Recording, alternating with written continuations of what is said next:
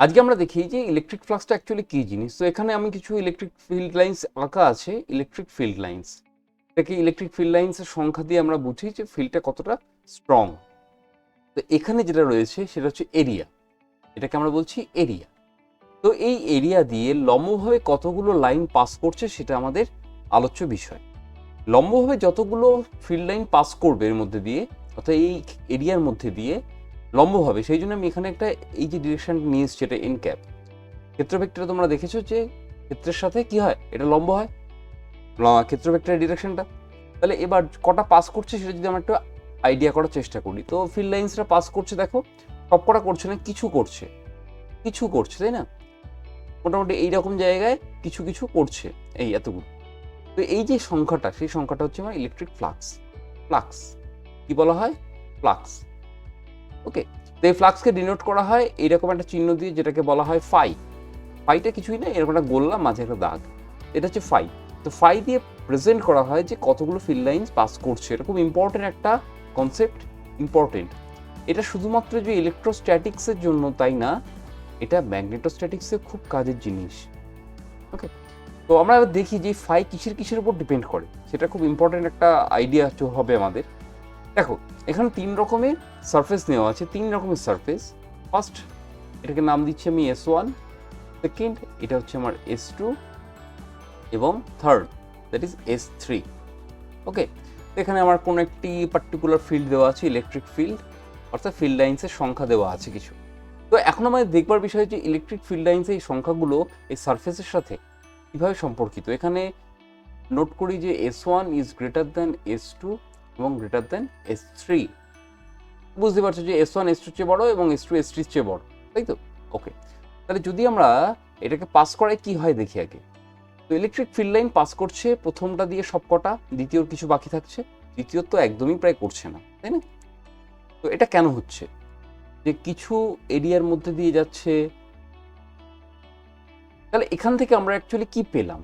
এখান থেকে যেটা পাচ্ছি যে ইলেকট্রিক ফিল্ড লাইন কতটা পাস করবে সেই সংখ্যাটা, অর্থাৎ ফাই, তার সাথে প্রপোর্শনাল। যে এরিয়া যত বেশি হবে তত বেশি সেটা পাস করবে, এরিয়া কমছে তত কম পাস করছে, this proportional to area S. দেখো এখানে যদি আমার ধরে নাও যে 6টা বা 8টা রয়েছে লাইন, 12টা লাইন আছে ধরে নাও, তো এই 12টা লাইন এখানে আছে, তো এখান দিয়ে পাস করছে 12টাই, তাই তো? তার মানে এর ফ্লাক্স হচ্ছে 12। এখান থেকে বাদ যাচ্ছে মোটামুটি 4টে, তাহলে 8টা, অর্থাৎ এর ফ্লাক্স হচ্ছে 8টা। যদি 8টা বাদ যায়, তো এখান থেকে দেখো কটা থাকছে, 1 2 3 4টে থাকছে, মাত্র 4টে। তো ফ্লাক্সটা পুরোপুরি ডিপেন্ড করছে যে এরিয়াটা কতটা বড় বা ছোট, তার উপরে কতটা এরিয়া আমরা নিচ্ছি। আমরা যদি এখান থেকে ছোট্ট একটা এরিয়া ভাবি, এই যে এই ছোট্ট একটা এরিয়া, সেই এরিয়াটা মধ্যে দিয়ে কতটা পাস করছে সেটা আমরা বের করতে পারবো। এখন অবশ্যই লম্ব হবে, কারণ এই যে সারফেসের লম্ব দিক এটা, এই সারফেসের লম্ব দিক এটা, এই সারফেসের লম্ব দিক এটা। তো আমরা এখন অব্দি যা আলোচনা করছি সেখানে কিন্তু পুরোপুরি লম্বভাবে আলোচনাটাই করছি এখন, তাই না? যে সারফেসের সাথে লম্বভাবে পাস করছে। সেকেন্ডলি আর কিছু কিছু নির্ভর করতে পারে, সেটা আমরা দেখি একটু। এবার আমরা কি করেছি যে সারফেস দুটোকে সেম রেখেছি, অর্থাৎ এটা এস, এটাও এস। ওকে, দুটোই এস। এখন দু রকমের ইলেকট্রিক ফিল্ড নেওয়া হয়েছে। তোমরা একটা ছবিতে বুঝতে পারছো যে এটা একটা ইলেকট্রিক ফিল্ড, যেটাকে আমি নাম দিচ্ছি E1 বলে, এবং এটা হচ্ছে E2। ওকে, তো E1 এর ক্ষেত্রে দেখো বলরেখার সংখ্যা, আর E2 এর ক্ষেত্রে বলরেখার সংখ্যা দুটো কিন্তু আলাদা। E1 এর বলরেখাগুলো ফাঁকা ফাঁকা এবং সংখ্যা কম, E2 এর বলরেখাগুলোর সংখ্যা বেশি। তাহলে আমরা বলতে পারি যে ইলেকট্রিক ফিল্ড যে ইন্টেন্সিটি, সেটা E1, যেটা মানে ভেক্টরটা নয়, ভেক্টরটাকে আমরা অফ করে দিতে পারি। এই মুহূর্তে অফ ভাবছি না আর কি। তো E1 is less than E2, এই মুহূর্তে ভাবছি না, কারণ এটা এখন আমরা লম্বভাবেই নিচ্ছি যেহেতু।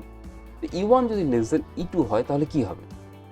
তো একই সারফেসের মধ্যে দিয়ে এখানে কটা পাস করবে, আর এই সারফেসের মধ্যে কটা পাস করবে, দেখি দুটো ক্ষেত্রে কি হয়। এখান থেকে আমার যে কটা ছিল সে কটা পাস করে গেল ফরচুনেটলি, কারণ আমার এরিয়াটা সেম রেখেছি। এখানে আমি যদি 1 2 3 4 5 6, তার এখানে ফ্লাক্স বলতে পারি আমরা এই সারফেস দিয়ে 6টা, যখন আমার ইলেকট্রিক ফিল্ড E1। ওকে, কিন্তু এই ক্ষেত্রে আমার E2 ধরো কটা আছে, 12টা আছে। E2 মানে হচ্ছে ইলেকট্রিক ফিল্ড লাইন্স 12টা আছে। তাহলে এখানে যদি আমরা দেখি, তা 12টা ফিল্ড লাইন্স কি করছে, এখান দিয়ে পাস করছে। তার মানে এখানে ফাই কিন্তু আলাদা, এখানে φ1 নাম দিয়ে, এটা φ2 নাম দিই।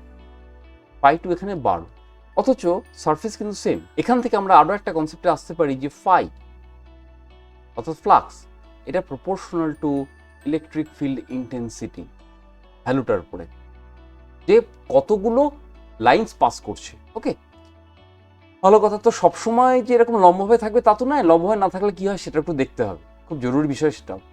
এবার আমরা কি করলাম, সারফেসটাকে একটু টিল্ট করে দিলাম, টিল্ট মানে বেঁকিয়ে দিলাম, লিখে দিই টিল্টেড সারফেস, কি দিচ্ছি, টিল্টেড সারফেস অর্থাৎ বাঁকা সারফেস, অর্থাৎ বাঁকা সারফেস। তো তার মধ্যে দিয়ে এই ইলেকট্রিক ফিল্ড লাইন্সগুলো পাস করাই। তো পাস করালে দেখছি কি হচ্ছে, দেখো সবাই কি সমানভাবে পাস করেছে, এটা একটা খুব ইম্পর্টেন্ট বিষয়। সবাই কি পুরো একদম একইভাবে পাস করেছে এই যতটা লেন্থ, কারণ ভেক্টর মানে কি, ভেক্টরে এই যে লেন্থটা, এই লেন্থটার মান বোঝায়। তো এখানে যে মান, এখানেও কি সে মান, এখানেও কি সে মান, এখানেও কি সে মান, না, সবগুলো আলাদা আলাদা। এবং এই যে আলাদা বিষয়টা কার উপর ডিপেন্ড করছে, অবভিয়াসলি কতটা টিল্ট হয়ে আছে, অর্থাৎ এই ভেক্টরটার উপর, এরিয়া ভেক্টরের ডিরেকশনের। ওকে, এরিয়া ভেক্টরটাকে যদি আমরা ধরে নিই যে এরিয়া ভেক্টরটা আমাদের ইলেকট্রিক ফিল্ডের সাথে আমার একটা কোণ করে আছে, ব্ল্যাক কালি নিয়ে বরঞ্চ, কারণ হোয়াইট নেব, এইটা হচ্ছে আমার থিটা কোণে করে আছে। তাহলে কতটা অংশ শেয়ার করছে, ফিল্ডে কতটা অংশ শেয়ার করছে এটা আমাদেরকে জানতে হবে, কারণ পুরোটা শেয়ার করছে না। ভালো করে দেখো, পুরোটা শেয়ার করছে না। তো আমি যদি এদিকে ই ক্যাপের ডিরেকশন লিখতে পারি, কারণ এটা ই ক্যাপের ডিরেকশনই, তাহলে এই যে অ্যাঙ্গেলটার উপর ডিপেন্ড করছে কতটা অংশ শেয়ার করছে বের করার জন্য আমাদের কি করতে হয়, ডট প্রোডাক্ট করতে হয়। কার ই ক্যাপ এবং এন ক্যাপে ডট করলেই আমরা পেয়ে যাব যে electric field line N cap বরাবর কতটা শেয়ার্ড হয়েছে, E cap dot N cap. Basically এটা হচ্ছে কত, কস থিটা।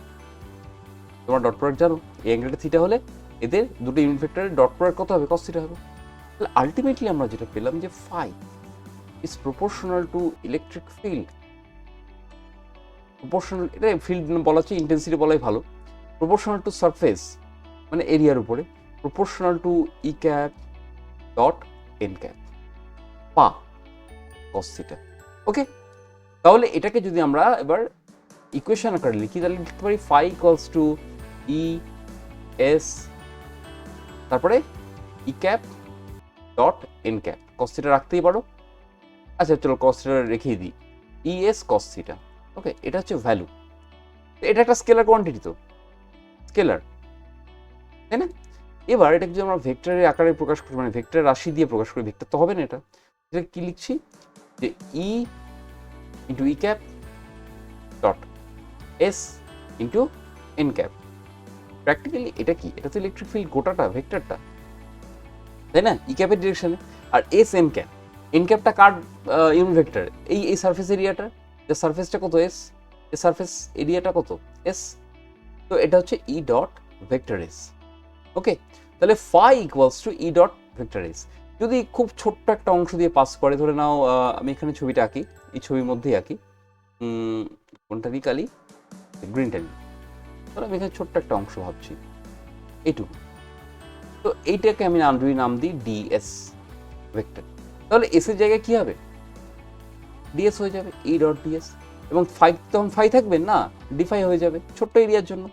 তো এই যে কনসেপ্টটা, এটা আমাদের লাগবে গস থিওরেম।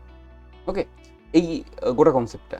এবার তোমরা বলো তো, আমি একটা ছোট্ট একটা প্রবলেম তোমাদেরকে দিয়ে দেবো, সেটা হচ্ছে যদি আমার এন ক্যাপের ডিরেকশন এরকম লম্ব থাকে, মানে সারফেসটা আমার হচ্ছে এরকম একটা সারফেস, এবং ইলেকট্রিক ফিল্ড যাচ্ছে এই দিকে, ছবি দেখেও তোমরা বলতে পারবে যে কটা, ছবি দেখে এবং এই কনসেপ্ট ইউজ করে তোমরা বলতে পারবে যে ফ্লাক্স কত। এটা তোমাদের কোশ্চেন, এটা আমাকে কমেন্টে জানাবে।